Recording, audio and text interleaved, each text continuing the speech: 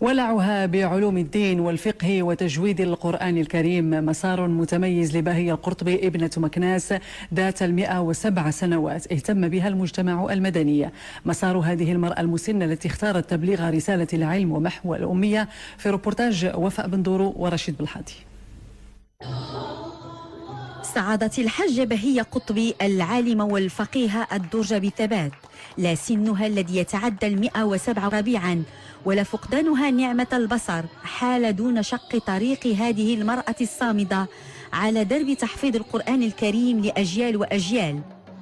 اليوم يكرم المغرب ككل هذه الأيقونة مكافأة لها على عنايتها بعلوم الدين وتفانيها في خدمة العلم تعليما وتعلما بمؤسسات عتيدة كمؤسسة محمد الخامس لإنقاذ الضرير بمكناس والجامع الكبير وسيدي قدور العلمي.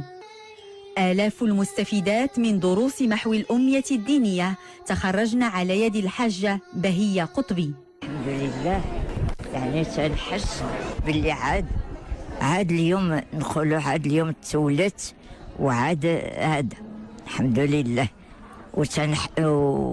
وتنشعر بأنني عندي بنات وعندي أولاد وعندي خوت وعندي أخوات.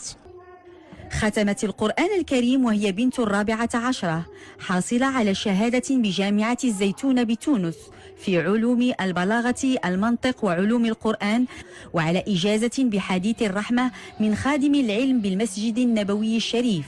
وشواهدها العلمية والتقديرية لا تزيد هذه المرأة العظيمة سوى تواضعا، فوهبت نفسها لرسالة التبليغ والتوعية كلمة ونشيدا.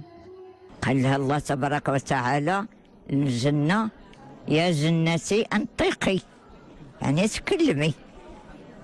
قد أفلح المؤمنون الذين هم في صلاتهم خاشعون. لما نكونوا نصلي ونكونوا البال ديالنا مع الله. تحية إجلال تتقدم بها كل النساء للعالمة والفقيهة بهية قطبي. رابحة السعدي سعيدة للقائها اليوم بالحجة وبتكريمها إلى جانبها كإحدى الحافظات للقرآن الكريم عن طريق السماع. فإنها لا تعمى الأبصار ولكن تعمى القلوب التي في الصدور. الحمد لله بأنني مزيودة مكفوفة، خلقت هكا، اللهم لك الحمد، رباني والدي على القرآن الحمد لله. مبادرة المجتمع المدني لتكريم النساء العالمات المسنات الكفيفات الأمهات والأرملات مبادرة يفوق إشعاعها محطة 8 مارس، فإشعاع هؤلاء النسوة سيظل خالدا على مدى تاريخ المغرب.